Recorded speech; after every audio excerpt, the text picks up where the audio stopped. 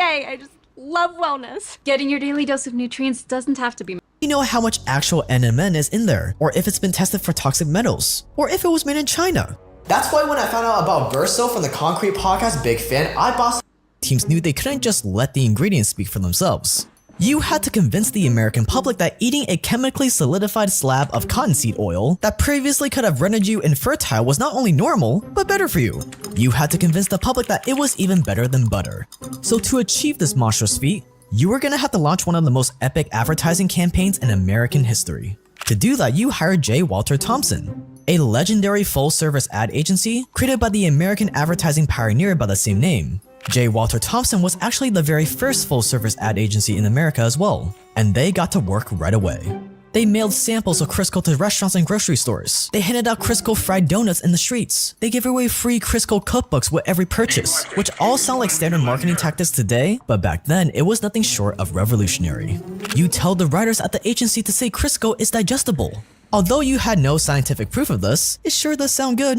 And you also make sure that no one ever mentions the word cottonseed, because that would just remind people of soap, detergent, and machinery lubricant and not something that you would want to consume.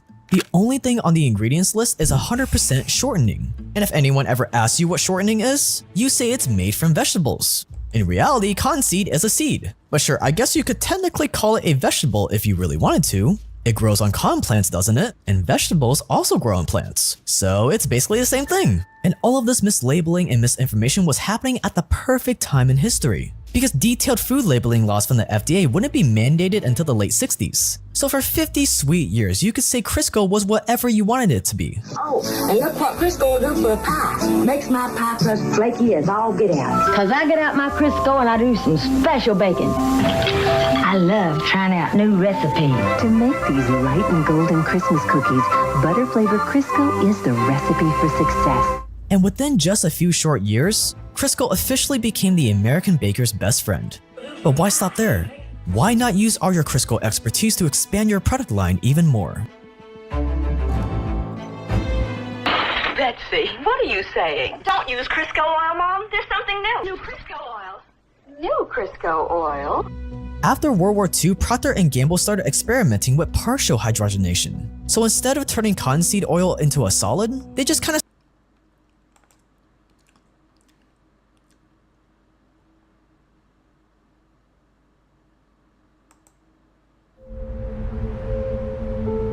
In 2003, professional boxer and heavyweight champion Mike Tyson filed for bankruptcy with $30 million.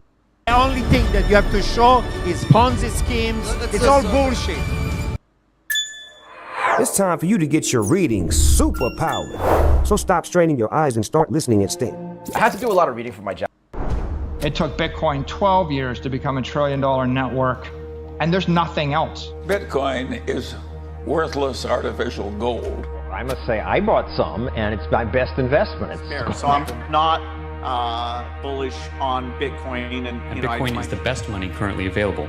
Because it's decentralized, it cannot be stopped. And the main motivation is for the price to go up. They don't use it, they don't transact in it, they just hodl it, and they're hoping to get rich.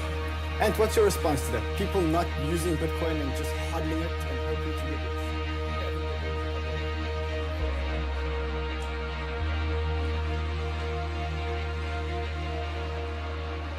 A few months ago, I asked for your thoughts on Bitcoin. The responses I received were exactly as I was expecting. Most didn't understand it. Some of you labeled it a scam, and others praised it extensively, saying it's going to be one of the biggest things in the future, or that it's going to make us question what exactly money and currency really is. You see, I avoided looking into Bitcoin for as long as I could, but there's only so many social media profiles with laser eyes in them that you can bear before you start to ask, what exactly is going on here?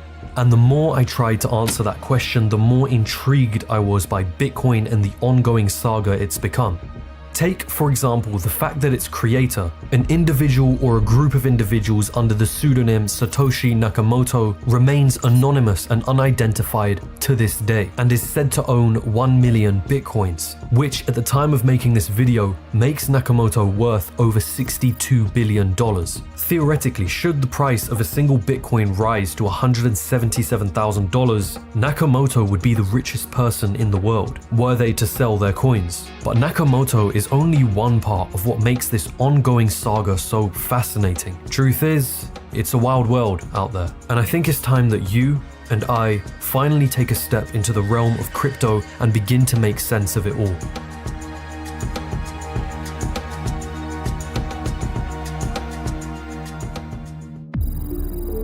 Bitcoin is a story. It's a story about the very thing that influences our actions today. The piece of paper that we call money, or the numbers you see on a screen in your bank account.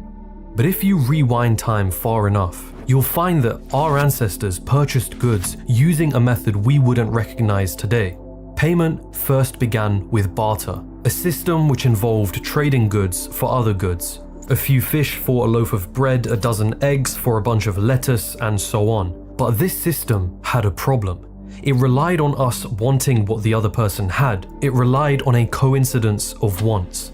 So, our ancestors realized that we needed a medium of exchange to represent the value of the items they wanted to buy, such as cattle, shells, and eventually coins made of precious metals. Then, thousands of years later, countries started using paper money that was backed by gold. In other words, the dollar would be backed by a certain amount of gold, and you could theoretically exchange those dollars for physical gold that a country held in its reserves. This system was known as the gold standard. In 1971, however, the US officially left the gold standard along with many other countries. This meant that the dollar was no longer backed up by gold. The dollar was simply backed up on the basis that the government decreed that it had value, and we all agreed that it does. Doing this allowed governments and central banks to have more control over our money supply, making it easier to use monetary policy to respond to times of financial crisis. This type of money, the money that we use today, which is no longer backed up by gold, but rather our faith in government, is known as fiat money. Now, there exists both arguments for and against fiat money, but the important thing to realize here is that this system relies on trust in government. But what if you don't have that trust? Who do you turn to then?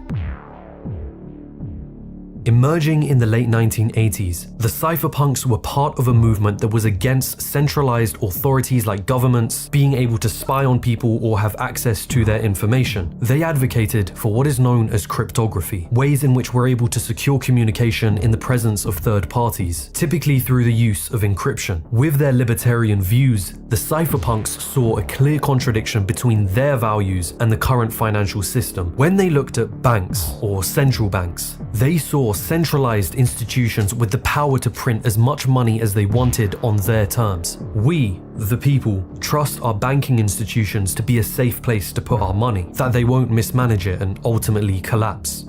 Cypherpunks did not. What surprised me the most about freelancing once I was in it was just how lawless it is. Just how choose your own adventure this path is. If you decide that you want to experiment with your rate tomorrow, just experiment with your rate. See what the market will bear, right? If you decide that you want to chase down a new offer tomorrow, go build it out. You know, it only takes as long as it takes you to do it. Lehman Brothers is going bankrupt, and financial markets from Asia to Europe are doing their utmost to prevent Monday from turning from dark to black. Brought down by bad mortgage investments, Lehman, which has 25,000 employees, will be liquidated. The American people can remain confident in the soundness and the resilience of our financial system. Major financial institutions have teetered on the edge of collapse, and some have failed. We are in the midst of a serious financial crisis. In 2007 and 2008, a global financial crisis was unfolding. A crisis that had its roots in risky lending from banks, so much so that it led to the collapse of one of the United States' biggest banks at the time, Lehman Brothers. It was perhaps no coincidence then that under the shadow of the 2008 financial crisis, A white paper titled Bitcoin, a peer-to-peer electronic cash system, began to circulate on a cryptography mailing list. A paper that was written by someone under the pseudonym of Satoshi Nakamoto. This 9-page manifesto was a blueprint for what Nakamoto described as a purely peer-to-peer version of electronic cash which would allow payments to be sent directly from one party to another without going through a financial institution. Nakamoto took the technological innovations of former cypherpunks and put them together into what we now call blockchain technology. To put it simply, Nakamoto laid out a framework using mathematics, computer science, and cryptography to create a currency that could be used for transactions without needing to trust a central authority. Trust was the problem Bitcoin was set out to solve. Now let's pause for a moment. Here is where things can get a little confusing. Whilst we've covered the motivations behind Bitcoin, now we must figure out what exactly is it and how is it decentralized. Understanding blockchain technology is the key to understanding the fanaticism around Bitcoin that we see today. Bitcoin is not a physical coin. It is in fact entirely virtual, a digital currency. Think of Bitcoin as simply transactions on a ledger. For example, let's say Ben pays 2 Bitcoins to Jane and Jane pays 2 Bitcoins to Carl. These transactions are recorded on a ledger and